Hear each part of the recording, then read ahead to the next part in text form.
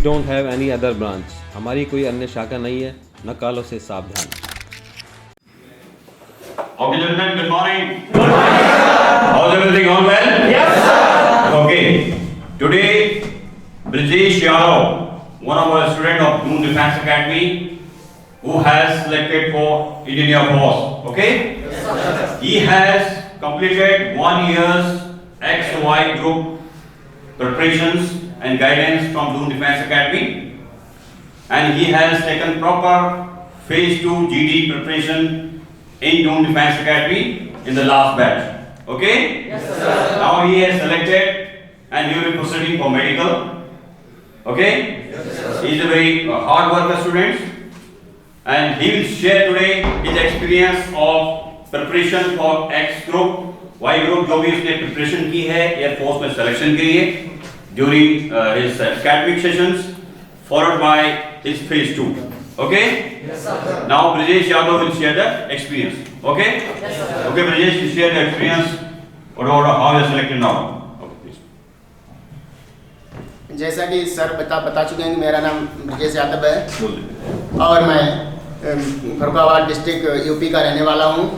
यहाँ मैंने 2019 में यहाँ DDA में कोचिंग के लिए XY के लिए एडमिशन कराया था, जिसमें मैं लगातार यहाँ प्रिपरेशन करता। लॉकडाउन के होते हुए भी मैं यहीं रहा था, और DDA की जो टीचर्स हैं और अदर फैकल्टीज़ हैं बहुत हेल्पफुल रही है रेगुलर क्लास के लिए। और मैं बात ये कहना चाहूँगा कि यहाँ के जो भी टीचर्स हैं वो आपको ये बताते हैं कि आपको कि समय को कैसे यूटिलाइज करना है, कि वेस्ट नहीं करना है। और जो भी यहाँ नोट्स भी वीकली कराए जाते हैं आपको, और फिर हम अपने रूम पे जाते हैं और वहाँ डिस्कस करते हैं। अगर फिर भी हमें कोई डाउट है फिर हम उनसे दूसरे दिन आते हैं या तीसरे दिन और उनसे डिस्कस करते हैं। फिर तब भी वो हमेशा आगे के लिए हमें बताते हैं उसके बारे में कि आखिर इसको कैसे सॉल्यूशन हमें करना चाहिए, और समय समय पर मोटिवेट करते रहते हैं। तो मैं ये कहना चाहूँगा कि आप किसी के भी अन्य नून डिफेंस अकेडमी के अलावा बहकावे में ना आएँ। और मेन पॉइंट ये है कि अपना समय बहुत यूटिलाइज करें, क्योंकि हम कहीं भी देहरादून में रहें या रूम में रह रहे हैं तो हम चाहते तो हैं कहीं दूसरी जगह, तो फिर हम यही नहीं सोचते हैं कि हमारा स्टडी का टाइम वेस्ट हो रहा है या नहीं, उसको बिल्कुल भूल जाते हैं। आप जाइए बिल्कुल दूसरी जगह, लेकिन एक माइंड में ये होना चाहिए कि हमको करना स्टडी, उसको ध्यान उसी की तरफ होना चाहिए। तो अपना बस मैं यही कहना चाहूँगी कि नून डिफेंस अकेडमी मेरे लिए बहुत ही हेल्पफुल रही है, और जितने भी स्टूडेंट्स हैं उनके लिए भी फ्यूचर में रहेगी। बस उनका जो भी यहाँ बताया जा रहा है उसको फॉलो जरूर करें। थैंक यू भाइयों। Okay, अभी मैं ब्रजेश से ये जानना चाहूँगा कि जो 1 साल की जो प्रिपरेशन नून डिफेंस अकेडमी में इन्होंने जो एयर फोर्स की ली, तो ये आपको बताएंगे कि पढ़ाई कैसे करते थे, किस टीचर ने इनको पढ़ाया, कौन कौन से टीचर से इनको हेल्प हुई, कैसे ये मोटिवेट हुए, ठीक है। इन्होंने जो अपना एक एयर फोर्स में जाने का एक जो सपना इनका साकार हुआ, ठीक है बेटा, इसके बारे में बताएंगे कैसे कैसे इन्होंने पढ़ाई की, टाइम को कैसे यूटिलाइज किया, कैसे कैसे फिजिकल एक्टिविटी मैनेज की, कैसे कैसे इन्होंने एकेडमिक क्लासेस ली। ओके, इसके बारे में आपको बताएंगे, और उसके बाद मैं आपसे इनसे जो है फिर हम जानना चाहेंगे कि फेज 2 की तैयारी के बारे में। ठीक है बेटा? ओके ब्रजेश, आप बताइए। मेरी जो क्लास थी वो ओम टावर में थी।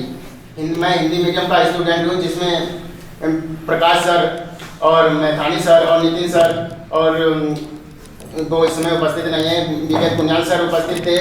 उनकी हेल्प से ही मैंने ये एयरफोर्स एग्ज़ाम क्वालिफाई किया है। और फिर कोरोना के चलते हुए मैं घर पर नहीं गया था, और यहीं मतलब अपना जो भी पढ़ाई करता था, तो मैं स्टडी को लगभग जैसे मेरा मोटो था एक ग्रुप में सिलेक्ट होना, तो उसमें मैंने अपनी प्रिपरेशन को इस तरीके से बांटा था कि थोड़ा मेरा इंग्लिश का थोड़ा सा वीक था, तो मैंने क्या किया कि इंग्लिश में अधिकतर समय देता था मैं, और प्रैक्टिस भी करता था। जैसे जो यहाँ से मुझे अब लेवल कराया गया था मैथड, जैसे एस के का है, एस के कृष्णा का जो प्रैक्टिस सेट में उसको बहुत लगाता था। और फिर मतलब ये नहीं करता था कि जैसे मैंने 8 घंटा पढ़ लिया या 1 घंटा पढ़ लिया फिर उसको छोड़ दिया, क्योंकि 1 घंटे में कंपटीशन में कुछ नहीं होगा। कम से कम आपको अगर करना है तो 3-4 घंटे एक विषय को दें, जिससे आप अपनी कमजोरी को दूर कर दें। फिर मैं सेकेंड पे थोड़ा रेस्ट लेता था, फिर इसके बाद मैं फिजिक्स पे ध्यान देता था अधिकतर। तो फिजिक्स में भी ये नहीं कि आपने लूसेंट का बुक ले ली तो उसको रटना शुरू कर दिया, रटना नहीं है। बस मैं यही बोलूँगा आपका कंसेप्ट क्लियर होना चाहिए। जब आपका कंसेप्ट होता है तो ऑटोमेटिक क्वेश्चन कैसा भी है आपको हल हो जाएगा। और ये भी नहीं कि जैसे आप थ्योरी को रट रहे हैं या फिर न्यूमेरिकल नहीं, क्योंकि दोनों आता है तो आप कम से कम थ्योरी अच्छे से पढ़े तो मैं ये सोचता हूँ कि न्यूमेरिकल अपने आप ही ऑटोमेटिक आपको लग जाएगा। तो आप फिजिक्स में मेन चीज़ है कि आप थ्योरी के साथ साथ न्यूमेरिकल ले लगाएं, जिससे आपका माइंड है थोड़ा शॉर्ट होगा और अच्छा आप फिजिक्स में कर पाएंगे। फिर इसके बाद मैं मैथ को काफ़ी, मैथ में जैसे एयरफोर्स में ये है कि थोड़ा टाइम टेकिंग होता है, तो उसमें आप जो है कि अपनी स्पीड को बनाइए और जितना भी पढ़े उतना बिल्कुल सिलेक्टेड पढ़े। स्पीड में अपना मोबाइल में टाइम देखें कि यहाँ कितना मैं क्वेश्चन कर पा रहा हूँ, स्पीड को मेंटेन करें। और ये नहीं कि मैं 8 घंटा पढ़ लिया, 1 घंटा पढ़ लिया काफ़ी हो गया है मैथ के लिए। कम से कम आपको हर एक विषय को इंडिविजुअल 3 घंटे तो देने ही पड़ेंगे, तब आप एग्ज़ाम को निकाल पाएंगे। फिर मैंने क्या किया कि फिर एग्ज़ाम यहाँ मेरा ही सेंटर यहीं था देहरादून में, तो मैंने काफ़ी मेरे लिए हेल्पफुल रही। फिर उस समय कोरोना के पीरियड में गिरिराज गुप्ता सर और मैथानी सर और नितिन वर्मा सर और अन्य भी टीचर थे जिससे मैंने हेल्प ली और मैंने एग्ज़ाम को क्वालिफाई किया, जिसमें मेरे एक्स ग्रुप में मैथ में 22 ही मैंने अटेम्प्ट किए थे और जिसमें मैंने 22 ही पाए। और इसके बाद फिजिक्स में मैंने 20 किए थे, तो जिसमें से थोड़ा 3 गलत हो गए, तो मैं 16.25 नंबर पाए। और मैंने इंग्लिश में 16 क्वेश्चन किए थे, जिसमें से 1 गलत हो गया, मेरे 15 नंबर है। तो मैं बोलना चाहूँगा थोड़ा नितिन सर के बारे में। उनका वो हमेशा यही कहते थे कि आप नंबर 0 लाइए, 0 बेटर है, पर निगेटिव में मत जाइए, क्योंकि निगेटिव जो होता है वो 0 से भी नीचे होता है। जब आप निगेटिव में आ जाएंगे तो आपको 0 पे आना पड़ेगा। तो इसका मतलब ये हुआ कि आप अभी 0 पर भी नहीं है। तो उसी तरीके से मैंने उनको फॉलो किया और मैंने 16 ही क्वेश्चन किए, तो जिसमें मेरा 1 गलत हो गया। तो आप निगेटिव से प्लीज़ बचिए और 0 भले लाइए, पर 0 भी अच्छा होगा, निगेटिव में मत जाइए। ये नितिन सर का स्टेटमेंट था जो मैंने फॉलो किया। थैंक यू भाई। ओके जेंटलमैन, जैसा आपने देखा कि ब्रजेश यादव ने एक्सपीरियंस शेयर किया अपना, नेगेटिव मार्किंग के बारे में बताया। ठीक है, ऐसे कई बच्चे ग्रुप डिफेंस एकेडमी में सिलेक्ट हुए हैं, इंजीनियर फोर्स में, एनडीए में। They are proudly serving in Indian armed defence forces में जो है सर्व कर रहे हैं। ठीक है बेटा, अभी मेन चीज क्या है कि जैसे इन्होंने बताया था टाइम टेबल का बहुत महत्व है। ठीक है बेटा, अगर आप एक टाइम टेबल बनाते हैं अपने फिजिकल एक्टिविटीज का, अपने एकेडमिक का, ठीक है, सब चीज का, इवन स्पोकन इंग्लिश क्लासेस यहाँ पर आपको प्रोवाइड की जाती हैं, everything is depend upon time table. उसी के बेस पे बच्चों ने अपना सिलेक्शन लिया है। साथ साथ आपके अंदर एक जोश होना चाहिए, you should have excitement, understood? अगर जोश है तो सब कुछ पॉसिबल है। जो मैंने इस बच्चे के अंदर देखा ड्यूरिंग फेज 2, जब हमारा फेज 2 चल रहा था, जो हम क्लासेस अटेंड करवा रहे थे, उसमें मैंने देखा कि ब्रजेश ने अपना पूरा जोश दिखाया था, अपना इंट्रोडक्शन, ग्रुप डिस्कशन, एसआरटी, ठीक है, जो इंग्लिश का जो पेपर होता था, ठीक है, क्योंकि छोटी सी चीजों से पता लगता है बच्चे का कि बच्चा कितना इंटरेस्ट ले रहा है। अंडरस्टूड? मैं आपको बता दूं कि जो एयरफोर्स फेज 2 है, चाहे वो एसएसबी इंटरव्यू है, सब कुछ आपके कॉम्पिटेंस के ऊपर डिपेंड करता है, आपके कम्युनिकेशन स्किल्स के ऊपर डिपेंड करता है। सबसे जरूरी है आपका कॉन्फिडेंस। अगर आपका नॉलेज है, आप फिजिकली फिट हैं, तो ऑटोमेटिकली कॉन्फिडेंस आ जाता है। लेकिन उसके जरूरी है कि आपको जो चीज पढ़ाई जा रही है, जो यहाँ पर दून डिफेंस एकेडमी में जो आपको एजुकेशन दी जा रही है, उसको आप रेगुलर बेसिस पे उसके ऊपर मेहनत करिए। ठीक है बेटा, उस बच्चे ने यही किया है, उसको आज उसका परिणाम मिला कि उसने सिलेक्शन ले लिया है। और कल के दिन मैं बता रहा हूं कि you will also selected. Understood?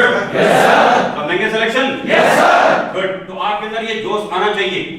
अगर ये जोश नहीं है तो पॉसिबल नहीं है। अगर आप खुश हैं तो everything is possible. Understood? Yes sir. अपना टाइम टेबल बनाइए, अपने रेगुलर क्लासेस में आइए, आए समझ में? Yes sir. अपने डाउट्स को अपने टीचर से पूछिए, डरिए मत, डोंट बी स्कैर्ड, और शर्माइए मत, बस everything is possible. Okay? Yes sir. और मैं अभी अंत में जो है ब्रजेश यादव से थोड़ा ये भी जानना चाहूंगा कि जो एयरफोर्स फेज 2 की ट्रेनिंग यहाँ पर हुई, कम से कम 70 स्टूडेंट्स ने जो दून डिफेंस एकेडमी का जो बच्चे सिलेक्ट हुए थे, उन्होंने यहाँ पर फेज 2 की जो ट्रेनिंग थी वो यहाँ पर ली, और उसमें से अभी तक मैं आपको बताना चाहता हूँ कि 16 बच्चे उसमें सिलेक्ट हुए हैं। 16 स्टूडेंट ऑलरेडी सिलेक्ट हो चुके हैं, उनमें से ब्रिजेश यादव भी है। Okay, this is a proud feeling, है कि नहीं? यस। तो ब्रिजेश यादव सिर्फ अपना एक्सपीरियंस शेयर करेगा फेज 2 का, जो यहाँ पर उन्होंने किया, क्योंकि जब वो ये मुझे मिले तो उन्होंने यही बोला कि सर देखिए फेज 2 में जो मैंने ट्रेनिंग ली वो मेरी बहुत काम आई। वहां पर जो एयरफोर्स के जो इंटरव्यूइंग ऑफिसर थे जिन्होंने इनका जो इंटरव्यू लिया, तो उन्होंने यही बोला कि बेटा तुम्हारे चेहरे पे जो है कॉन्फिडेंस झलक रहा है। और जो मैंने फर्स्ट डे जिस दिन ये बच्चा यहाँ पर आया था, जो हमने जो इंटरव्यू सेशन रखा था बच्चों का, जो इंट्रोडक्शन सेशन रखा था, उसमें मैंने यही पाया कि बच्चे ने जो है पूरा जोश के साथ अपना इंटरव्यू दिया था, अपनी ग्रुप डिस्कशन की तैयारी करी, तो उसका जो है इसको परिणाम मिला। ओके, तो आप थोड़ा बताएंगे आपका फेज 2 का एक्सपीरियंस कैसा रहा? इसके बाद रीडिंग क्लियर करने के बाद मैंने फेज 2 की यहाँ प्रिपरेशन 21 तारीख से शुरू की थी, 21 जनवरी।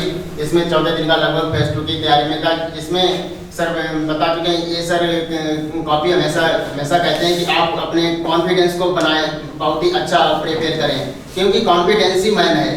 अगर आप नर्वसता फील करेंगे तो वो सबसे पहले आपको आउट कर देंगे। तो यहाँ मैंने क्या चीज़ सीखी, कॉन्फिडेंस, और कैसे हमको डिसिप्लिन में बैठना है। और दूसरे से मतलब ये ग्रुप डिस्कशन में मतलब ये नहीं कि आप डिबेट कर रहे हैं, किसी की बात को अच्छे से सुनो। तो जितनी भी एक्टिविटी होती है वो ग्रुप डिस्कशन में मेरे को कराई गई, जिसमें एसएसपी इंचार्ज कुलजाल सर का भी काफ़ी हेल्पफुल रहे हैं, और जो ध्रुव सर हैं, ज्योति राय मैम हैं, ये मेरे लिए बहुत ही हेल्पफुल रहे। और समय समय पर यहाँ एक मेन चीज़ है कि आपको DFT के लिए भी मेरे टेस्ट भी कराए गए, SRT के लिए कराए गए। तो ये पूरी प्रोसेस मैंने की है। अगर SRT और DFT में अगर शायद मैंने प्रैक्टिस नहीं की होती तो शायद मैं नहीं कर पाता, क्योंकि मैंने बहुत से SRT में 10 स्टूडेंट्स जहाँ मैं था वहाँ आउट हुए हैं, तो उनसे मैंने प्रॉब्लम पूछी। क्योंकि मैं जब आ रहा था ट्रेन में तो एक स्टूडेंट से मेरी बात हुई, तो वो कह रहा था कि मैंने कहीं कोचिंग भी नहीं ली और SRT वगैरह की प्रैक्टिस नहीं की, इसलिए मैं आउट हो गया, क्योंकि समय टाइम टेकिंग होता है उसमें। तो ये मेरे को यहाँ दून डिफेंस एकेडमी से फेज 2 में बेनिफिट बहुत ही मिला, जिससे मैं दून डिफेंस एकेडमी को बहुत बहुत धन्यवाद देना चाहूँगा, और इसके डायरेक्टर सर को। Kindly subscribe D-Day YouTube channel and don't forget to press bell icon.